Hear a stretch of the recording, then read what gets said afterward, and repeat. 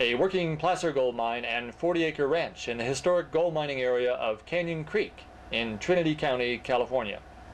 Located 20 miles from Weaverville in Trinity County, Northern California, this beautiful 40-acre ranch with a big modern log home and all of the amenities for year-round recreational country living includes a fully patented, permitted, and producing placer gold mining operation, the Oswald patent. This working placer gold mine has been in operation for many years. No chemicals are used in the gold recovery process. Its water-based placer mining technology has been approved and permitted by the U.S. Forest Service as being environmentally sound. Crystal clear trout streams, abundant wildlife, beautiful surrounding wilderness, and scenic views could be yours to enjoy, along with a potential 7-figure annual income available from gold production. This video will present the 100-yard assay from the Oswald placer mining operation, along with an overview of the potential for mining the seller's adjoining 160-acre claim, the Trinity 1 through 8.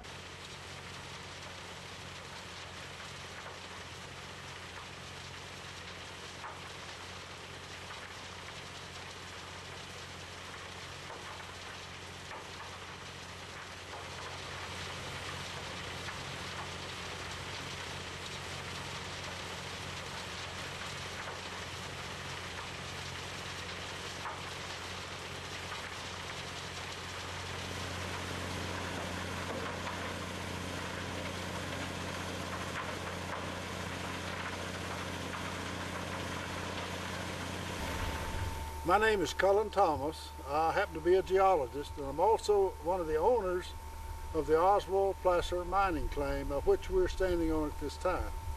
You'll notice the outcrop to my left here is an outcrop of that placer, and that is where we have essentially found the gold in the placer material.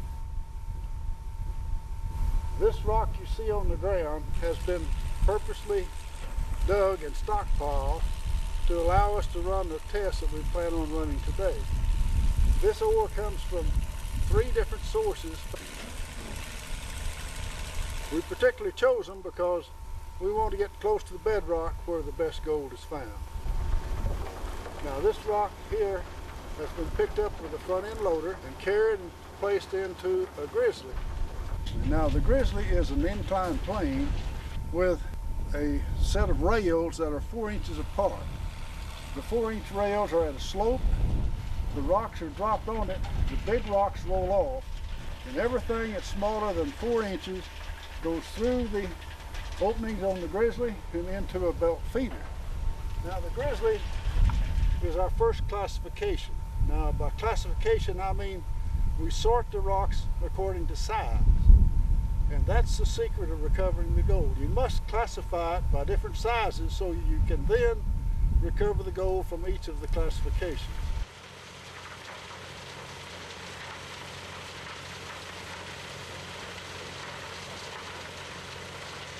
This time we're looking at the front end of the belt feeder. Now, as the material is being run, a stack of ore about 6 to 9 inches tall is coming off of the upper belt that you see and slowly rolling onto the conveyor belt. Now the purpose of the belt feeder is to give the uniform feed, which is very important as we continue on our process of recovering the gold. The continuous feed then goes up the conveyor belt and goes into the trommel. I'm standing here next to our trommel. It's approximately 4.5 feet in diameter and some 24 to 30 feet long. The trommel is essentially an open tube, and the conveyor belt feeds the material into the opening here at the end of the trommel. As it goes in, water is injected and it starts wetting the ore. The trommel rotates, and as it rotates, it brings the rocks up and they slide back and it washes them clean of all of the dirt and the gold that's on them. Then as the material continues on down the trommel, we have a screen, about a 6-foot screen on the back end of the trommel. This screen is such that it's a 1/4 inch, and any material that's smaller than a 1/4 inch is again rewashed and forced through the screen into a rotating cone. Now, the quarter-inch minus material goes through the screen, and that's where we can catch and control about 85% of the gold we find here on our particular mining part. This is the reverse end of the trommel where all of the ore comes out. The small particles run through the quarter-inch screen into this hopper. The hopper feeds a rotating cone. This cone rotates 120 RPMs per minute with riffles in it, and the riffles are such that they catch the gold as they're slung against the outside of the rotating cone. The cone has riffles that are about a ½ inch wide, and the water goes inside the rotating cone, and the excessive water floats all of the host rock, which is actually the tails that's been known in the industry, tails over the side of the rotating cone and goes out as waste product and tails off of our quarter-inch minus rock. Now, quarter-inch minus again means that the rock is smaller than a quarter of an inch.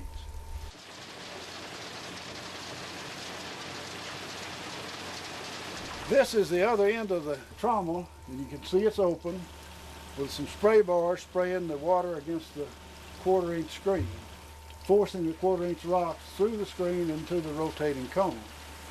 The material that's larger than a quarter of an inch and smaller than 4 inches comes out and comes on this shaker screen. This shaker screen vibrates up and down and sideways, and again, additional water is added, and as the water is added, the rocks that are smaller than 5/8 of an inch go through the sluice box. Now, the sluice box is the old-timey box that all of the movies show you catching the gold. It's where all of the old-timers caught all the golds in a sluice box. Well, today we know that sluice boxes are good, but the secret of recovering gold anywhere is, again, classification. Now, classifying the gold here to where it's larger than a quarter of an inch and smaller than 5/8 is a secret of making our sluice box work.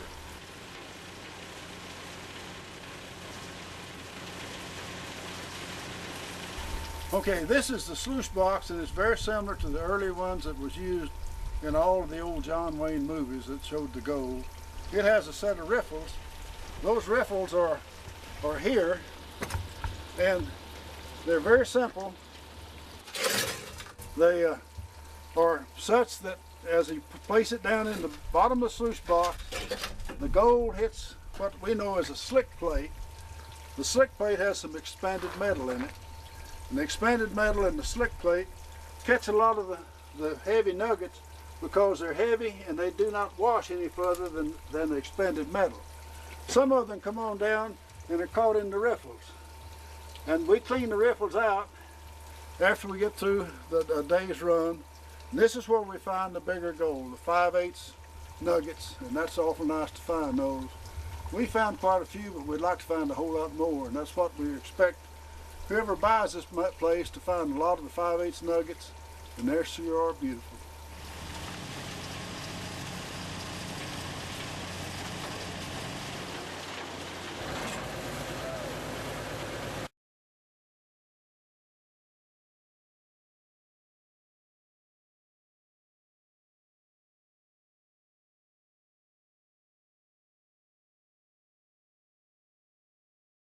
There it comes, there it comes, here it comes. See there? Here it comes, look at that. I'm on the bottom, getting the bottom of the bucket now. That's where it all settles, right to the bottom.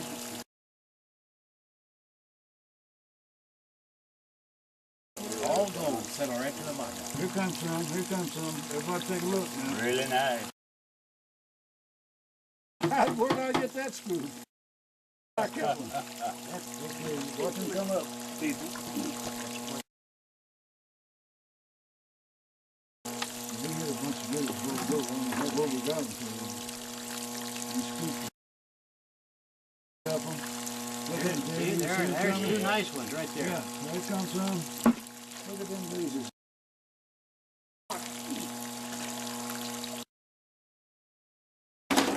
That's on the Get bottom the mother of the bucket. load. Bottom of the bucket.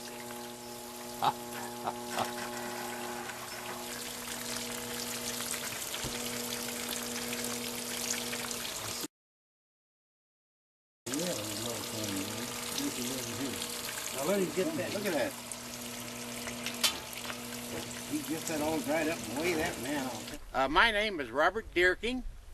I am mining engineering and geology. I went to school at Woodbury College in LA, Los Angeles, California, in 1947. I've been in the mining business now for about 45 years. I've been in about 8 different western states and mostly placer deposits.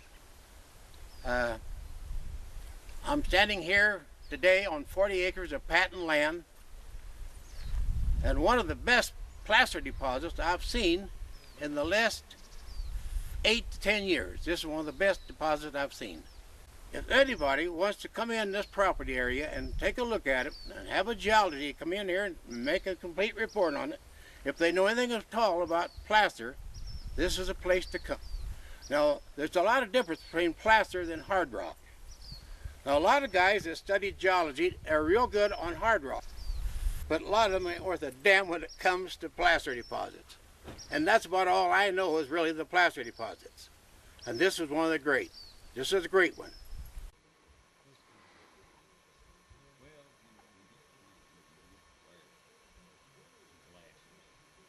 There's more placer deposits than any man can work out in the next 5 to 6 years. Now, if you want to make some big money on this placer deposit, come in here and get about 500 to 600 yards per day. Thank you, folks, very much.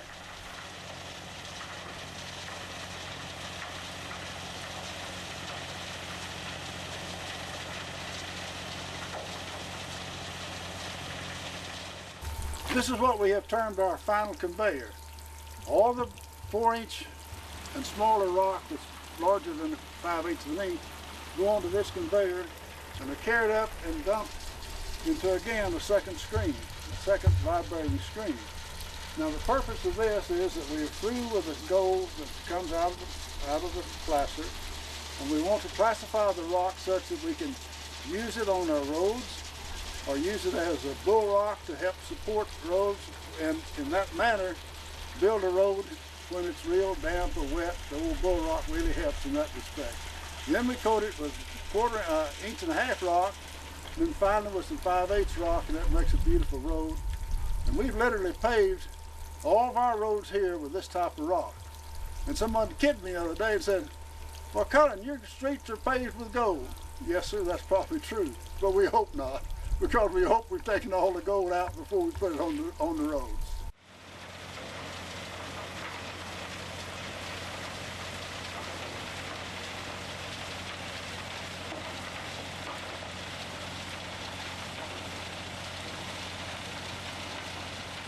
This is a 150 kW generator. Puts out 460 volts. It runs all of our equipment, runs a pump to the ponds, through all of our water, through all the equipment. It powers all the screens, all the shakers, and also the trommel. And it's a very economical piece of equipment to run. We find it's really too much equipment for the size plant we have, but it runs very efficiently and does an excellent job. And in summary, what we've seen is a combination of two things. As we started out to tell you, the placer here is extensive. It covers the remaining part of the 40 acres, which amounts to about 60% of the 40 acres, still has virgin placer in place. We've mined enough to know that it all contains gold. Again, what you've seen is classification. Classification is absolutely essential to recover the gold. We've classified it with 3 different stages. And as we have, we've recovered the gold from those stages, and each stage sets on its own. It's unique by itself. We use water in the recovery, no chemicals at all, and we have been fortunate enough to find that all the gold is free flowing. It's free gold. We don't have to use any grinding material at all. Just one of those things, the gold is in place. We classify it, run it through our recovery equipment, and recover about 85% of our gold in the rotating gold, about 15% in the nuggets. And between these two, we are confident we will recover somewhere probably above 90–95% of all the gold in place. And we really appreciate you people. Hope you've enjoyed the idea of mining for gold, because it's here.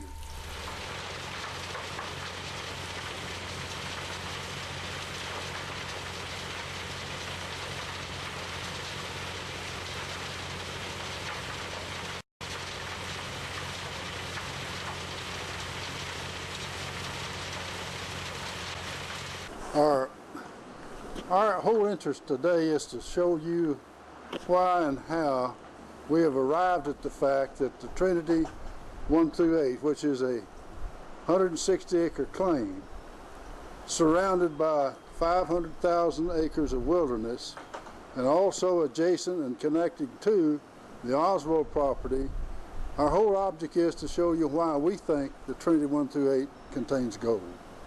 Now, we know that the Oswald property does. We've been mining it for some 7 years. Not only that, we found historically, when we get in the bottom 10 to 15 feet above the bedrock, we find the heaviest gold, and that's where it really pays off to be mining. So, what we want to do is to point out the reasons that we think the Trinity 1 through 8 will be just as successful. First of all, if we take a general look at the area, we had noticed earlier that we had seen some outcrops across the plant area looking at Area 5 here on the Oswald patented mine. Looking at that outcrop, we looked then back towards the cottage area and saw a similar outcrop here. We noted that these two outcrops were what we were mining and where we found the gold. The next thing we did is we traveled up and came to area number 2. Went down to this gully area, and as we got into the gully area, we looked back towards area 2 and observed the same identical outcrop. Then we traveled across the creek down on area 4 and peered back into area 2 from across the creek. We noted again the same outcrop that we found on area 2 in 2 places, and 2 places here that we found on the Oswald patented mine. So we concluded, well, not only is the outcrop there, but the outcrop proved to be productive as we did our mining. The next thing we did was we came into area 2 and ran a test. This test consisted of taking the excavator, digging some 25 to 35 feet deep, hauling that area down, the ore down to our plant area and running it through the plant. We recovered enough gold that we felt like any prudent man saw the gold we did. He said, this has got to be mined. It's got some gold in it. The next thing we did is we came over to area 1 and we done a similar type test here. Again, we found that the gold was present in quantities that any prudent man would also mine this area too. In addition to testing these 2 areas, we began to note around the area some other things that are significant. One, the Scarlet Ray mine, located almost within a stone's throw of area 2, is one of the heaviest producers of the whole area. It's mining exactly the same outcrop that we have seen in these 2 positions. In addition to that, we noted that the old Canyon Creek coming here had an inside turn. Now, any elementary textbook on how to find gold in placers said go to the inside turn in the creek. And when you do, that's where you find the heavy gold. We've got the first inside turn of this Canyon Creek going way up into the wilderness and way on down. This inside turn ought to produce some of the most heaviest gold of anywhere. Area number 3, which is 5 acres offsetting our Oswald mine, it's located in such a way that it's really advantageous. The roads are in existence. We can haul the ore down to our Oswald plant and process it there without having even to put in any extra equipment. Area 4 has been partially mined, and in fact, we have pictures of this area in which some of the large nuggets would reach clear across a dollar bill sideways. And that's what was found in Area 4. So we're talking about some heavy gold. What about this other concept we have? We're in a canyon. This canyon is surrounded by mountains on either side of us. The mountains themselves contain some hard rock mines. By hard rock, they went subsurface-wise. They mined the ore from from the quartz veins. And when they did, they hauled that ore down to Detrick, which is an old mining town here. The old mining town had as many as 100 plus miners there at one time, and they processed all the ores from the hard rock mine. So we're surrounded by the hard rock mines in the areas up in the mountains around us. The area we're looking at is a product of similar type erosion. That erosion took place a long time ago, about the same time that the quartz veins were being laid down and permeated with all of the magma that cooled off to place the gold there. And when it eroded and finally was weathered, it washed down, and the old riffles in the bedrock caused it to be laid down. And then later mudslides came around and they deposited all of the outcrops that we see on top of the gold. So when we get within 10 feet of the bedrock, that's where we find the good gold. So historically, we're in the middle of one of the best gold mining districts in Northern California. We're surrounded by the Oswald mine, which is a known producer, and the Scarlet Ray mine, and we see outcrops similar to that. So we anticipate this will be one of the most heavily producing areas in Trinity County, which historically is a great prospect for finding gold. We cannot guarantee it, but it's got every indication it would be. The Trinity 1 through 8 is a claim. Now this claim at this point, we have worked some 8 years getting it permitted. The Forest Service is now in the process of hiring an independent outside engineering firm to do the environmental impact study. This will mitigate all of the problems that anyone might have of why not mine this area. We anticipate that this will be approved sometime this year. There's no guarantees, but it's on schedule, and it's scheduled to be finished this year. We might also point out, so what? We've got the Oswald that can be mined today. Oswald claim here is approximately 40 acres. It includes all the equipment necessary to run somewhere between 200 plus yards a day of gravel. We have some 4 acres left in Area 1 yet to be mined. We have 9.4 acres in Area 2 yet to be mined. We have an Area 5 of 1.1 acre yet to be mined. One other thing that we might mention too, we've got a series of roads that we built, and they're actually year-round, all-weather roads. Now, it snows some, but when the snow dries up, we still got the best roads that you've ever seen. We've built the roads down to the pond and the lakes. We've got a heliopad here. We've got all the conveniences of a modern cabin here. It's rustic, but it's modern. A ramada that's 40 by 30, 3 RVs, and all the equipment that goes with it. So what you're looking at is a complete gold mining operation. It's fully bonded, fully permitted, and we are of the opinion that you can hang your clothes up in the cabin that's located right here and go to work tomorrow. It's fully permitted, bonded, ready to go to work. The Trinity 1 through 8, the good Lord willing, and provided the Forest Service gets their EIS done, should be ready to be mined sometime this year. There's no guarantees. There's no guarantees of the amount of gold that's there, but we have every evidence in the world that we will be able to recover a similar type recovery that they had on the Scarlet Ray mine and also on our Oswald.